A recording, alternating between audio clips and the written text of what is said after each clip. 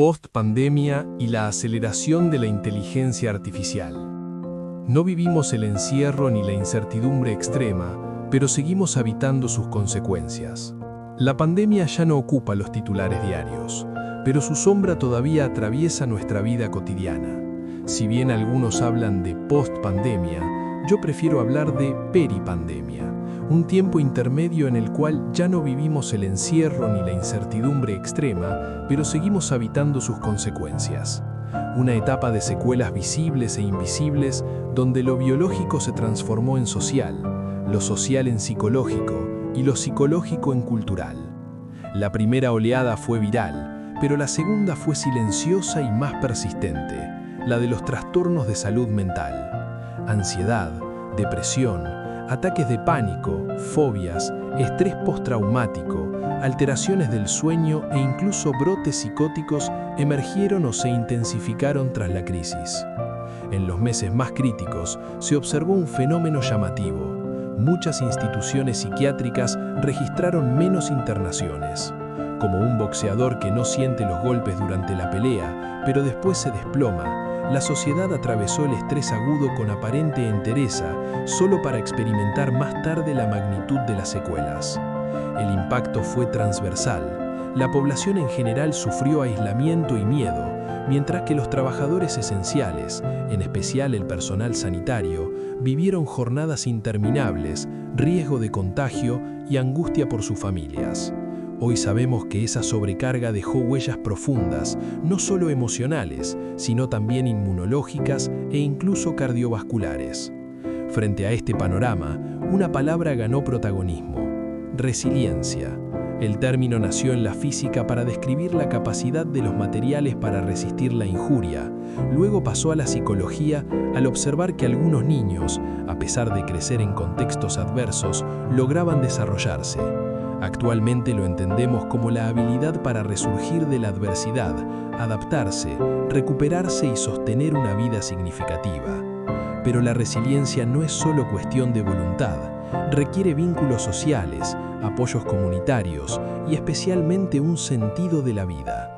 Viktor Frankl, neurólogo y psiquiatra sobreviviente de Auschwitz, describió que quienes encontraban un propósito trascendente podían enfrentar incluso el sufrimiento más extremo. La ausencia de sentido, lo que llamó vacío existencial, le abre la puerta a la ansiedad, a la depresión y a la fragilidad emocional. En este contexto nos apoyamos mucho en los algoritmos informáticos y en las redes.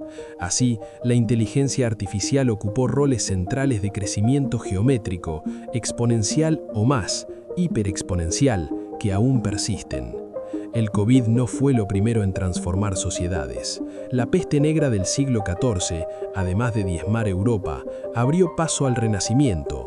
La fiebre amarilla de 1871 en Buenos Aires modernizó la ciudad, creó el cementerio de Chacarita e impulsó el desarrollo de obras sanitarias.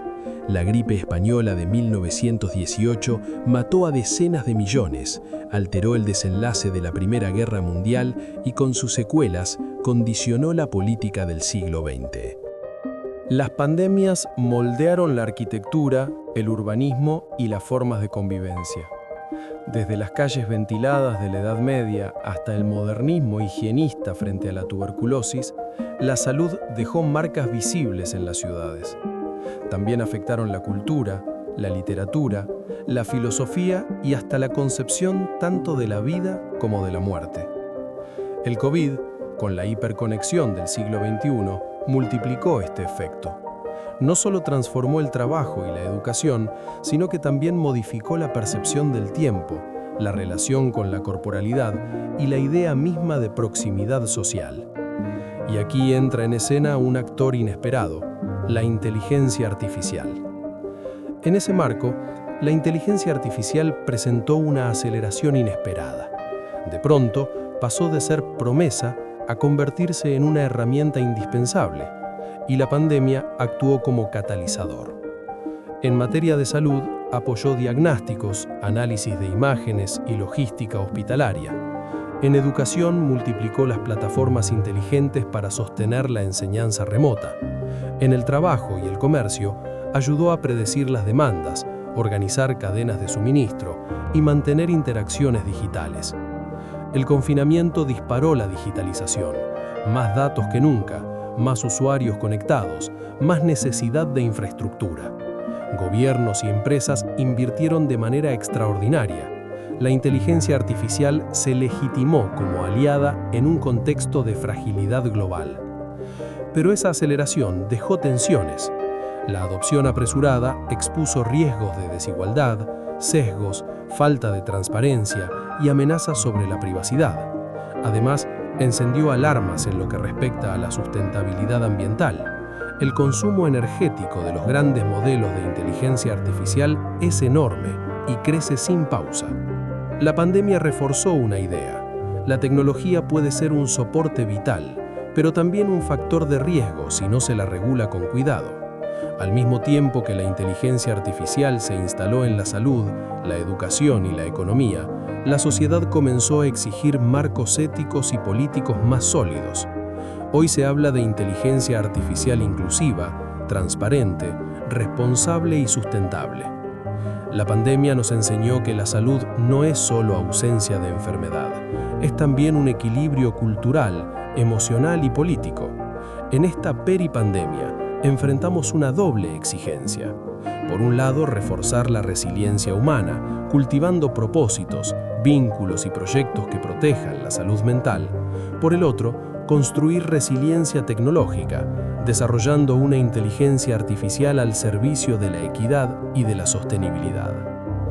La historia muestra que las pandemias no solamente dejan pérdidas, también transforman a las sociedades. Y el COVID, a su modo, aceleró la inteligencia artificial y nos obligó a repensar la relación entre la cultura, la tecnología y la resiliencia. La pregunta ya no es si la inteligencia artificial crecerá, sino cómo lo hará. La peripandemia nos da una oportunidad: decidir si la tecnología será un recurso para cuidar la vida y ampliar horizontes, o si la crisis, como ocurrió en otras épocas, solo impulsará nuevas desigualdades.